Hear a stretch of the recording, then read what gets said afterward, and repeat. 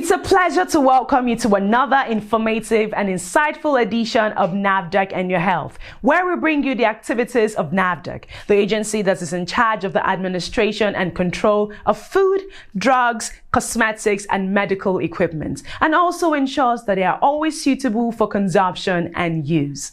My name is Amanda Ugo. On this edition of the program, we'll be advancing discussions on export promotion by delving into what exporters are expected to do once plans to export NAFDAC-regulated products are conceived, and subsequently to enable them have a smooth sail till their products are successfully exported, and to ensure that the goods are not rejected by the destination countries. We'll also be focusing on the efforts of NAFDAC to provide the necessary support to intending exporters in the interest of the exporters and indeed the country. And then the second segment will feature highlights of the visit of the Director General of NAFDAC to Afrimedical Manufacturing and Supplies Limited, a syringe manufacturing company, as part of our efforts to encourage the development of local pharmaceutical industries and promote local production of drugs and medical devices. Two previous editions of this program have been dedicated to export promotion, discussing the significance of exports to Nigeria, the reasons why goods exported from Nigeria are rejected by destination countries, factors responsible for the rejects, and how to put a stop to the issue of rejects. However, there are certain germane things that need to be done by exporters to enhance the successful exportation of their products, as well as guidelines they need to adhere to. For somebody that is going to export X product, any product, that person has to do it through NAFDAC. If it is not done through NAFDAC, the probability of being rejected overseas is about 75%. Why? Because we have to make sure that the products that are going out are of quality, they will be safe, and they will be efficacious.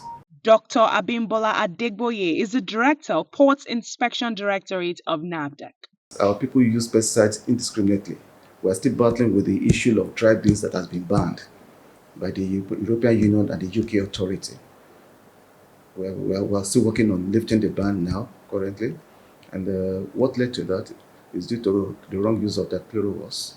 The product, a pesticide that's not supposed to even touch food at all. It's not even supposed to be where the product is stored. They will not even insert it into the product, just to prevent infestation by insects. All these are bad practices, and our people are there to guide them to know the right thing to do and the right way to go about it. Okay, so all these and many other things, are the things that are responsible for the rejects. As an intending exporter, first and foremost, we'd like you to be well informed. Information will bring a lot of transformation in this process we are discussing about. Firstly, I would like to guide you to our website, the agency's website, www.nafdac.gov.ng, where you see the guidelines that speak to different export certificates that you might want to assess for you to back up your product that you are taking to the country of trade. And secondly, you need to know the specification of those country of trade for you to be able to meet up with their own requirements. And for our own process in NAFDAC, for an intending exporter, I will guide you through the processes. Number one, you need to apply online to the trade.gov.ng. And after the application, we have some list of documents that are required for you to upload and attach. When these are properly done and attached, we'll review them, we'll vet the documents. After vetting the documents, if everything is right as first time and all your documents are okay, then we'll process your paper, and within days, you can be able to get your export certificates. Before you come on board, there's some things that you need to do pre-coming to NAFDAC. If your product we have a line of registered products and we have the line of semi-processed products. For registered products, we expect that you should have a CGMP. CGMP means current good manufacturing practice. And if your CGMP is current, that is 2 years in the validity period for the registration of the product, then you are good to go if you want to export a registered product. But for products that are not registered by the agency, for semi-processed products, for agri products like sesame seed, like hibiscus flower and what have you, for those ones you need to have a GHP inspection, good hygiene practice inspection conducted on your facility. So it's expedient you go to our inspecting directorate in any state of the federation where your outfit is located. After they have conducted that inspection, samples will be taken, sent to the lab for analysis, and the inspection report will be forwarded to us in the Export Division Import Inspection Directorate. If that one has been settled, then you can now go online and apply and upload some list of documents that you will find on our website that are, as I've guided you to the guidelines of exports, and then within 72 working hours, you'll have your certificate. If everything is right as at the first time you submitted, you don't have a compliance directive, then you are good to go. Some of our exporters, they do not pass through the NAFDAC processing lines. They do not come in to check for the documents they needed to supply. Labeling of the products is not properly done in line with the specification of the country of trade. Packaging materials. There are different packaging materials that can hold the integrity of what you are trying to export. And there are some that will not be allowed in the country of trade. Then the specifications. When you are manufacturing, when we are analyzing, we ask the intended exporter what we look at for the specification of country of trade. There might be some particular ingredients. For example, for agri products, the minimum allowable residual limit of pesticide residue in products, the quantity allowed here might not be what is allowed in that country of trade. And there's some pesticides that are still being used here. We are trying to phase out gradually that in the country of trade you're exporting to, they no longer allow it. The problem we're having with our businesses is that they don't listen to professional advice. We believe that that is the way we've been doing it. That's the way we should continue to do it. But I have the belief that if all of us work in synergy, both the Export Processing Council, NAFDAC, and even the businessmen in themselves, with the Ministry of Agric, if we work in synergy, Nigeria will produce best products. Dr. Charles Nwachukwu also advises exporters on the need for proper preservation of food products meant for exportation. If the exporters can be patient during purchasing or during harvesting of crop, they harvest it, follow due processes in preserving them, because they can't just buy a basket of tomato and start exporting. They want to preserve it and get enough that could be good for them to export. The same thing happens with the mycotoxins. They can, if it is from maize, if they are following when best to harvest and put the products in the storage, a good storage facility, it could help us to get healthy products for export. And before they are exported, you invite us, we inspect the facility and the packaging area. We also collect samples for analysis, and then we give you certificate of health. According to the Director, Port Inspection Directorate, one of the areas that exporters should pay attention to and effect corrections on to eliminate the clog militating against export is the issue of pesticide residue in food products. We have incidences of our products being rejected. When they're exported, they're being rejected due to pesticide residue, which is basically because of the pesticides that has been left on food or in food that has been detected when food is exported to the country, the importing country. And so for once these residue are above the maximum residue limit for pesticides, then these products are usually destroyed. And of course, the economic loss that is tied to it is enormous. And as an agency, we've tried to create sensitization in this aspect to be able to educate our stakeholders to adhere strictly to the direction for use of the product. Try to adhere to the pre-harvest period, the withholding period, and then re-entry period, because these are some of the areas where you have issues of pesticides residue developing. And then we also recently we had the agency under the able leadership of Professor Mojisola Adeyeye. She actually directed a review of the pesticides list to be able to identify products, pesticides active ingredients, that will be phased out. So we have identified products. There are about 15 products and 4 being reclassified that are going to be phased out. These are all concerned. These are basically due to their health effects, and we're looking at issues of residue and also looking at issues of these products having persistency in the environment and in the soil. If you are what we call you are not producing, but you are just buying from people, you must have in place specification for those things you are buying. You understand? You must have in place guidelines that you use in selecting your suppliers, and you must keep their records. You know, there must be traceability in place. That is, whatever product you have with you, you must know where it comes from. You know, whatever you put together to make a particular product, you must have a list of them or a records of them. Then, where you now take that finished product to, where you supply it to, where you trade it to, you must have a record of it also. Do you understand? So that at any point in time along the value chain, whenever anybody asks for where does this come from, there will be records of it. Then if there's need for recalling, it can be easily done. The National Inquiry Point on Food, domiciled in the Food Safety and Applied Nutrition Directorate of NAFDAC, is also a way of seeing to the safety of food products meant for export from Nigeria. For an exporter, the National Inquiry Point has been positioned to provide regulatory guidance on general information that can allow the products to be accepted in the international markets. The information that we provide borders on technical specification, quality requirements, and national food laws of the intended markets, export markets in this case.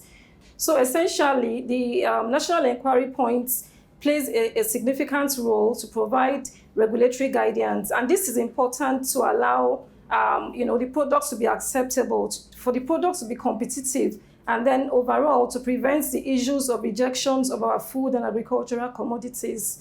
One of the ways the National Inquiry Point on Food carries out its duties is facility inspection. We go into the food facility to undertake inspection of the facility, whether they are a processing facility, for instance, or it's a holding facility, or it's a big establishment, so to speak. So it is one of our key responsibilities as food safety professionals in Nigeria to go into the facility and ensure that whatever activity that is going on within that food processing facility is within the ambit of the international regulation as stipulated by the WHO, which is one of the key principles, is to ensure inspection and procedure approval of those food facilities that are exporting food outside of Nigeria.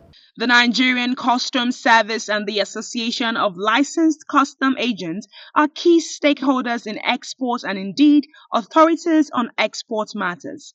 They acknowledge the need for exporters to see NAFDAC as partners. It is not when their good is ready, they will be looking for NAFDAC.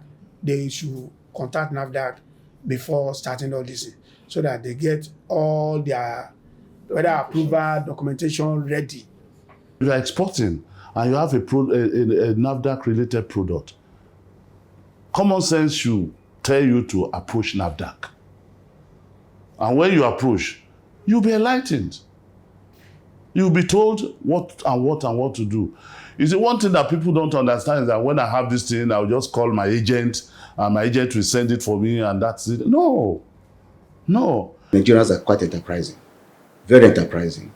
All they just needed to do is to calm down and do things the right way, follow the right procedure. NAFDAC is there to guide, to help.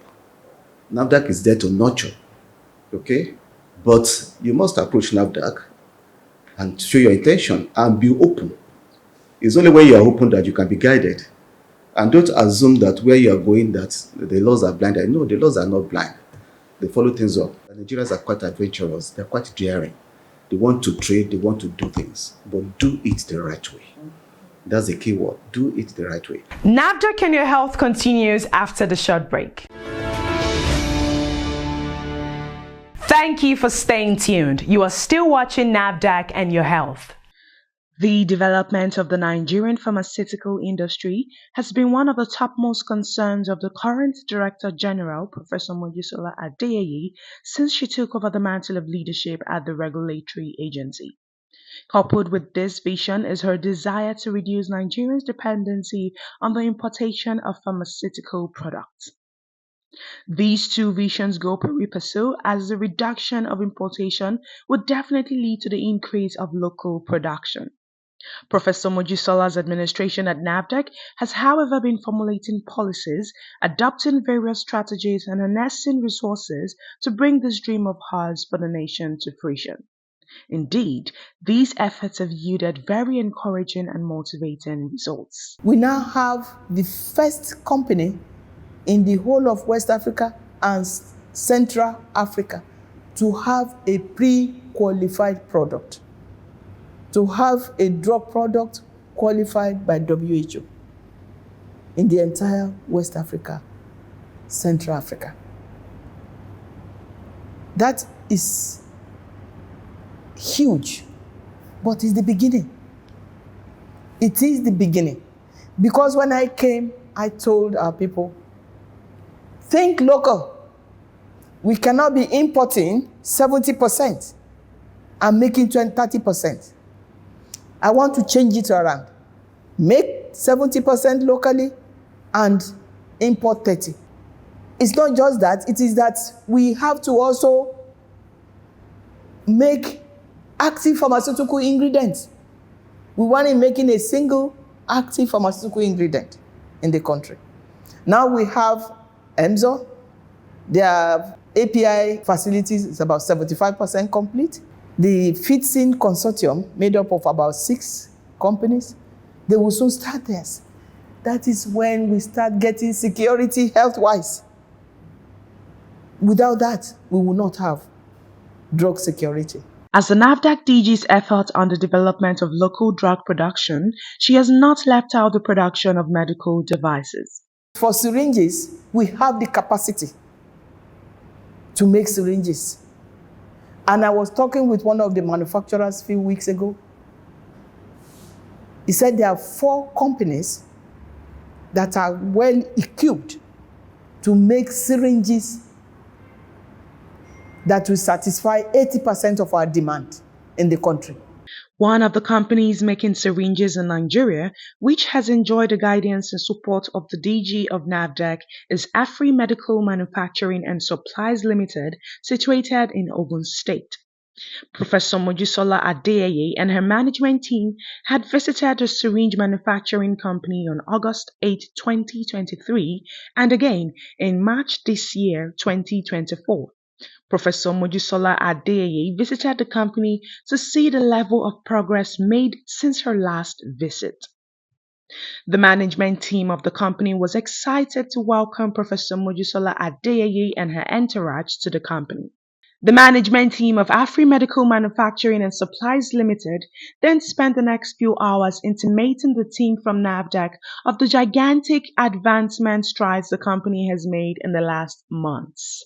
The NAFDAC DG and her team were then conducted round the state-of-the-art facilities of the company. It was after this tour around the facility that Professor Mojisola Adeyeye gave her assessment of the improved facility. The flow, I like the flow.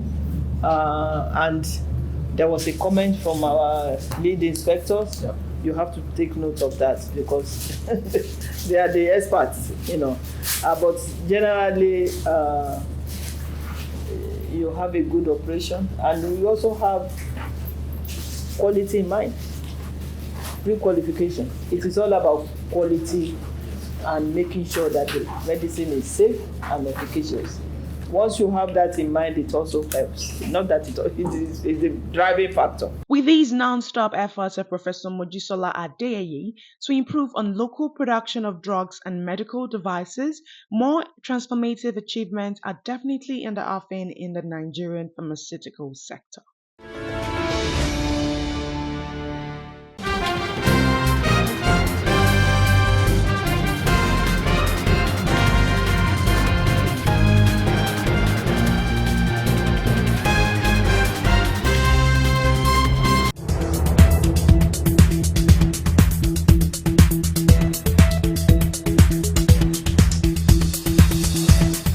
Officials of NAFDAC from the Investigation and Enforcement Directorate of the agency recently raided an illegal cosmetics manufacturing facility in Kaduna State and seized lots of wares from the facility. Speaking on the feat achieved by the officials who carried out the raid, the director of the Northwest Zone of NAFDAC commended the gallantry and great stride exhibited by the team. The zonal director also applauded the continued immense support of Professor Mojisola Adeyeye, the Director General of NAFDAC, at making NAFDAC a top-notch regulatory body.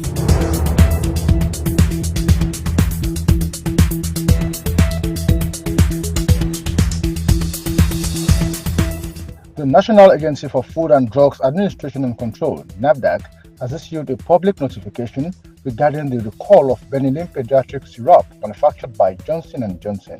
This action comes in the light of recent laboratory findings indicating toxicity in the product. Laboratory analysis conducted on the affected lot revealed an alarming presence of diethylene glycol, prompting concerns over its safety. Diethylene glycol, a non-toxic substance, can have severe consequences upon ingestion, including abdominal pain, vomiting, and acute kidney injury, which can be fatal. Benylin pediatric syrup is commonly used for alleviating cough and its associated symptoms, as well as treating hay fever and other allergic conditions in children aged 2 to 12 years. NAFDAC emphasizes the importance of caution and vigilance among importers, distributors, retailers, and consumers throughout the supply chain to prevent the importation, distribution, sale, and use of substandard or contaminated regulated products. Furthermore, any adverse reactions observed following the use of these products should be promptly reported to the qualified healthcare professionals for immediate medical attention. That was NAFDAC Update. You have been updated. That's our package on this edition of the program. Another informative package will come your way again, same time, same station next week. Meanwhile, if you have any information on peddlers of unwholesome, fake or expired food products, drugs, cosmetics or medical equipment, please reach out to NAFDAC.